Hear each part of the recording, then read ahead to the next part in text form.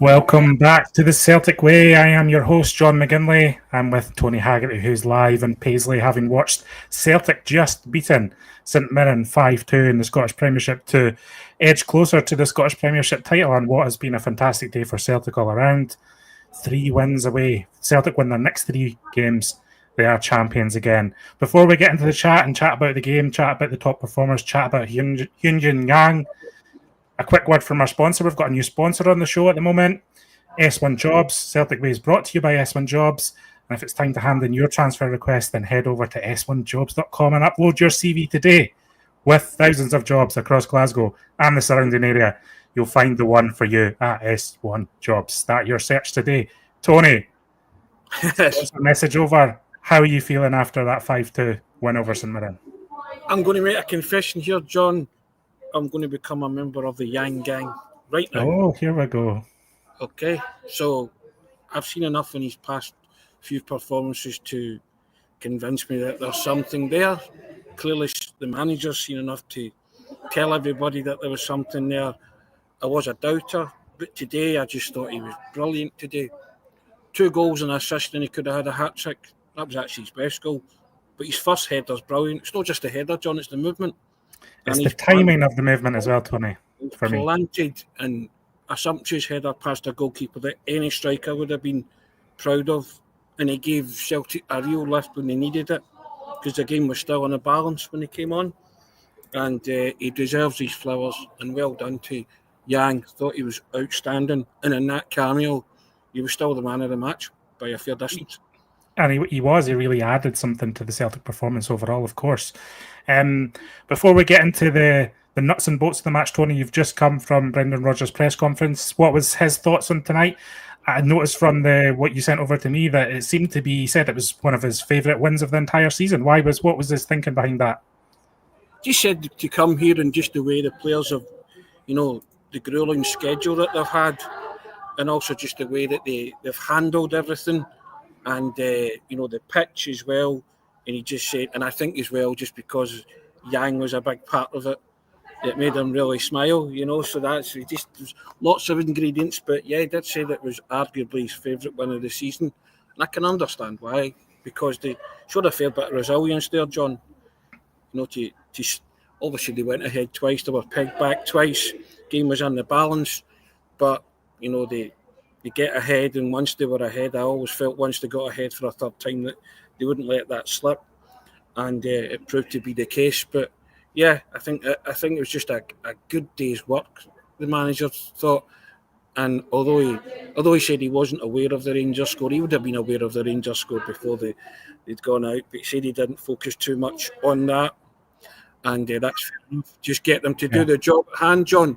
Go 16 points clear, and that's what Celtic have done, as you said there at the top of the programme. 3 wins away from retaining their Scottish Premiership crown, their 55th title, that would be, John.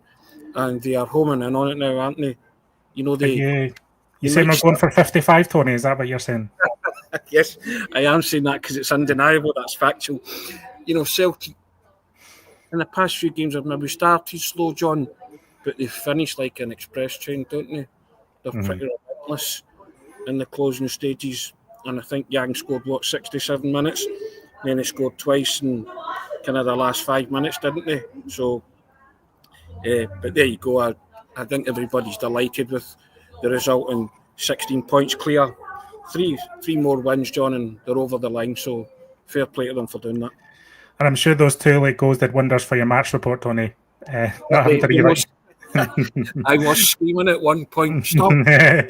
Please stop making things happen, Celtic. Just accept the 3-2, accept the 4-2. Oh, no, again, that kind of stuff. But hey, I'm always pleased when Celtic scores on. Doesn't matter when it is. Listen, if you want to read everything that Brendan Rodgers said in his press conference, it's already up on the site. So go to celticway.co.uk. You can find exactly what he said about tonight's match. Interesting comments that why Yang might be so happy at the moment, which is that his girlfriend's over from South Korea. He made a few jokes about that. So if you want to go and read that and read his thoughts, just any news coming out of the press conference, I think he said Austin Trusty had 5 stitches after his head knock, but that he should be fine. And that the reason Callum McGregor came off is he just felt a slight twinge in his calf, but also kind of optimistic about his long-term prospects. Yeah, Really concerns there. he wasn't perturbed about No. either of those players. You know, he just sort of said he had 5 stitches inserted in the head wound. I think you saw our TV picture showed when Austin Trusty came off. I think he'd blood come seeping from the wound, didn't he? I believe. But I tell you what, Olasanya, what a powerful beast of a player he is, and he gave Trusty and Scales a really hard time during that 90 minutes, and you know, Celtic have won the points and stood up to it, but you know, a wee bit more finesse and composure from him running through on goal, he might have made it a lot more difficult. Listen, yeah, I mean, St Mirren had chances in that match, and again, it's something, you know, Aberdeen had chances, you know, but I think Rodgers has been keen to emphasise that the players are coming to the end of this such a long run of midweek to weekend matches that he just feels, and he acknowledged this in his press conference as well, it's like just defensively Celtic are just slightly off it at the moment, and he wants to get back to those levels, but he thinks that the extra rest will help in that sense, and Celtic will be firing on all cylinders defensively soon enough. So I don't think he sounded too concerned, but listen, enough preamble from us. Let's talk about the goals, some of which were excellent today. Jeffrey Schlupp opening his Celtic account. We know he's got a good striker arm. We've kind of been thinking, you know, Schlupp might get a goal today. You know, we might see some of that. And I mean, it was a pinpoint finish, wasn't it, Tony? Exactly what Celtic needed. Brilliant finish, and also he has that in his locker. And I've said in my match report, got to ask the question now of Schlupp, haven't you?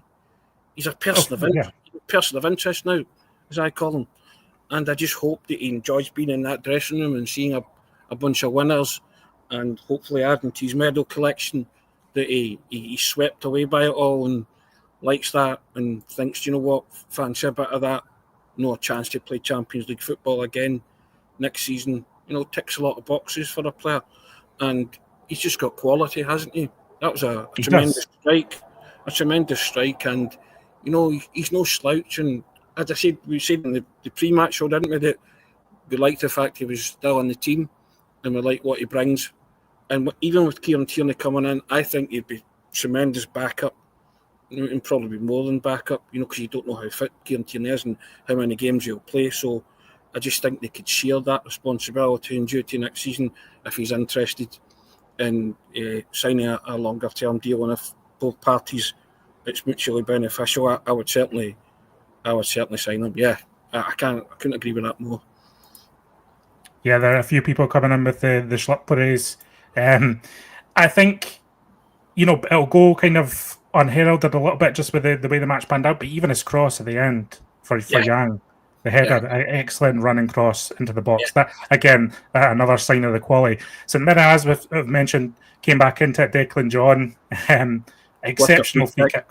Exceptional free kick from the edge of the box, and then Engels hits home the penalty. You know, he missed that one against Young Boys, but he's been a very reliable penalty taker for Celtic now. Looked calm and composed, sticking that down the middle. A clear foul on Dyson Meira despite the VR review. And if you were watching from home, some odd commentary on it, but I thought it was a penalty. And Engels managed to stick that away. Celtic go into the break ahead, even though St Mirren at that stage probably thought they'd done enough to kind of stay in the game on equal terms. Yeah, without a doubt, and I can't understand what the defender's doing with Maeda. I really don't. It's clumsy in the extreme, isn't it? Clear penalty, didn't need the VAR review, but listen, I don't think that was ever going to get overturned. And Arne Engels, 10 goals he scored this season, John, 8 from the spot. And he's a cool customer, isn't he, from 12 yards? He won mine. Of course he is, yeah. He's just someone you can rely on in that context. He's just he's not going to let you down, I don't think, much more often than not. Unflustered. Yeah. And Celtic have needed that for a long time because they had problems with penalty takers. He kind of chopped and changed, and you know, and he's came in and he's made that his own. So it's good to know that you have somebody reliable. And as I say, he's young and he's cool, and he sticks him away with a plum, and I'm very happy about that. You know, so it's more or less every time you get a penalty, you think Arne Engels is going to score it. So I'm delighted, and also I'm just delighted the way he's playing at the minute. Wasn't he greatest game in a Celtic jersey today, but you know, he stepped up to the plate when it mattered. It was an important penalty to put you in front. Again, You can't do anything about the free kick from Declan John. That was brilliant. Second goal was a bit more fortuitous, wasn't it? I wasn't sure if it deceived Kasper Schmeichel because of the way it just. I mean, it took a mad one of those frustrating ones. He kind of hits it to the ground a bit, and it bobbles with just out of Kasper Schmeichel's reach. Yeah. And then St Mirren had a very strong penalty shout as well that seemed to take seconds for VAR to review. I think St Mirren will be a bit aggrieved about what was the length of that review. Did they review that one correctly?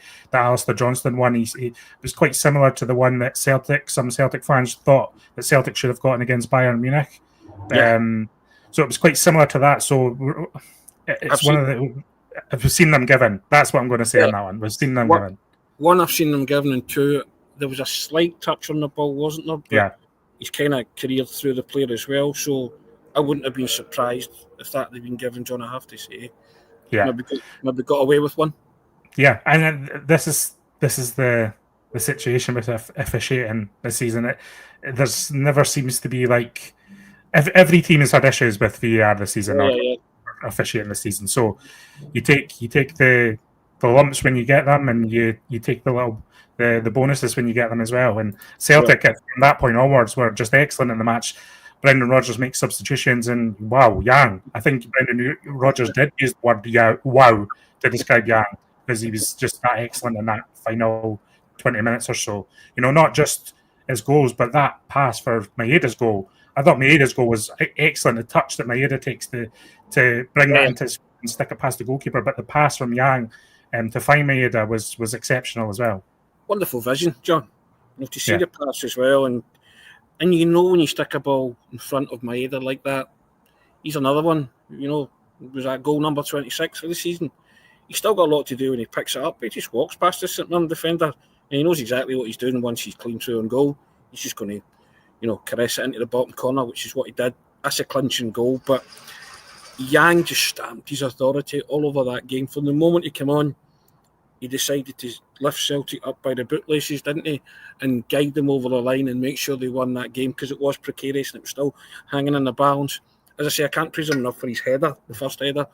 Absolutely brilliant. But it's the movement to make the header and the cross. It's all on the cross, but you've still got to bury that. And any good striker would be proud of that header. And then I was so disappointed for him because his best goal he scored was the one he smashed into the top corner, and he's denied a hat-trick by the linesman's flag or assistant's flag, and he's away celebrating, and he didn't realise for a while that it had been ruled out by the offside. But listen, I think he maybe forgot about the offside rule at that point, because not only was he about a yard offside, he thought he didn't even acknowledge that he might have been offside. He was so into celebrating that goal. But that was just on one occasion where he just slightly mistimed his run. But hey, you forgive him when he sticks away two headers in the way he did. Luke McCowan as well, coming off the bench, I thought had an excellent impact on the match, Tony. Rattled the post as well. That would have been a great goal. Had he scored, that would have been an excellent goal. But and that's what you want from these guys. And I'm particularly delighted for Yang, because my own personal jury was out on him, just because Brendan Rodgers told us there was this player in Yang. You've waited a while to see it. And there are certain players where it's a slow burner. I wrote it during the week. I wrote it again today. Take a while. And it has taken a while, but you're now beginning to see what the manager tells you he's seeing in training. And, and his girlfriend's over. So if that's put a smile on his face and he's clearly, turning it on because she was maybe in the crowd, then so be it. I just think the Celtic support as a whole, after what the manager said about him and the players as well, seems a very popular player in the dressing room too. They're willing him to be a success. And I think he took on that mantle today. He wanted to make a difference today, and he was a difference maker today, and well done to him. As I say, I can't praise him highly enough. Cameo role, John, but what 20 minutes or so he had, or quarter of the game he had. Yeah, man of the match. You can come on and be the man of the match in a quarter of the game. 2 goals, an offside goal, and an assist. You can't ask for more than that from Yang, to be honest. So here's one for you, Tony. Now, I did mention that if Celtic win their next 3 league matches, they will be champions. So not quite this time next month, but by the 6th of April, Celtic could be Scottish Premiership champions again. They've obviously got Hibs in the Cup next week. Then it's Rangers at home, Hearts at home and St Johnstone away. If Celtic win all 3 of those games, they will be title winners. A big month coming up then for the team then, Tony. You know, Brendan Rodgers will be very focused on this quarter-final against Hibs. I don't think we can take anything for granted in that match whatsoever. Hibs coming off the back of beating us at Easter Road, potentially bringing as many as 7,000 fans to Celtic Park.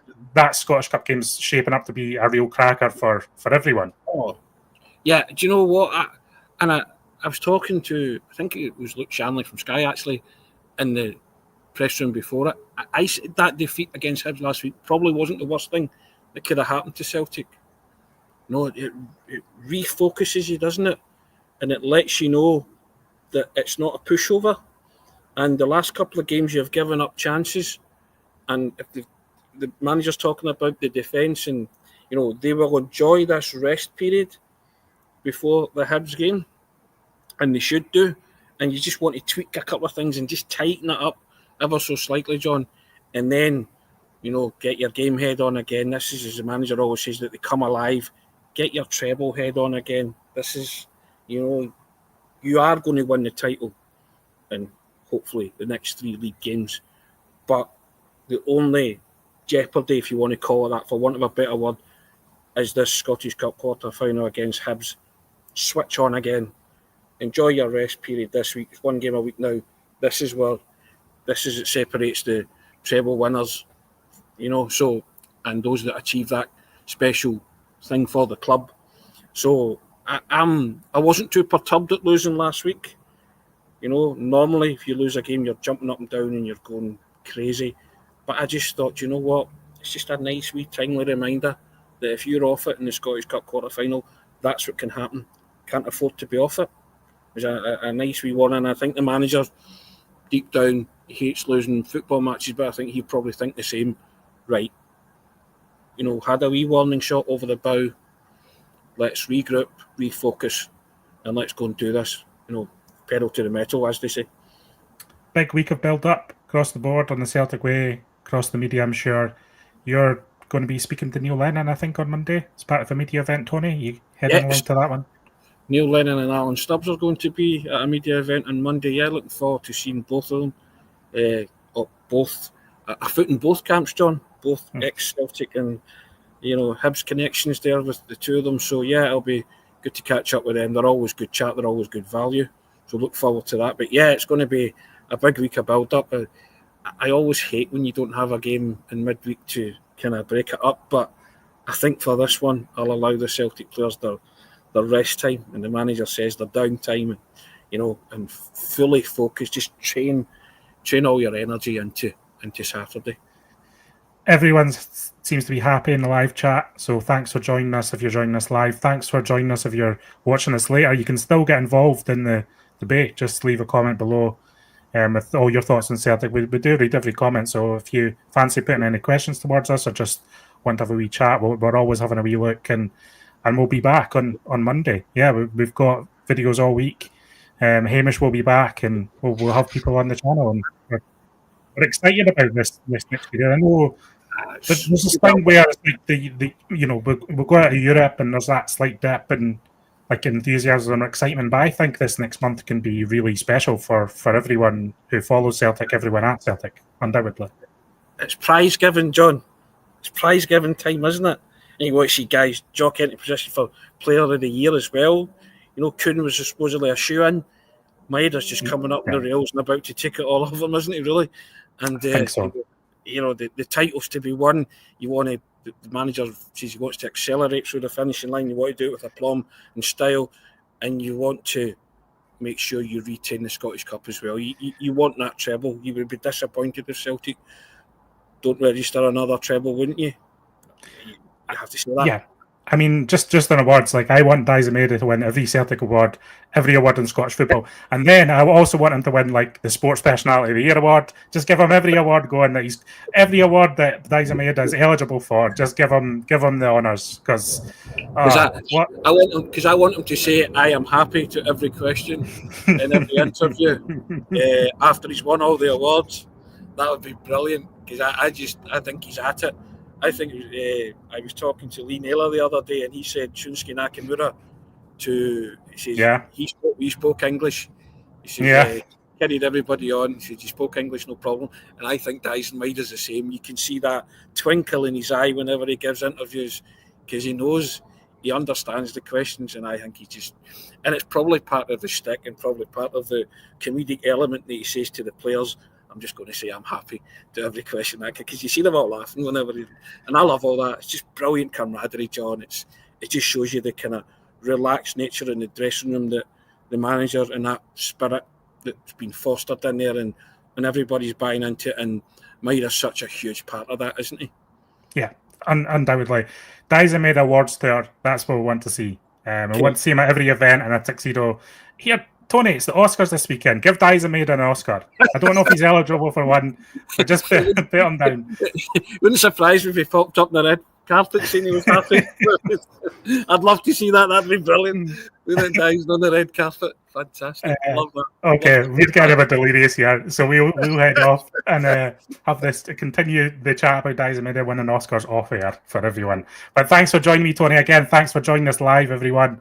We will be back on Monday with lots more Celtic chat. Yeah, have a great weekend all. Goodbye.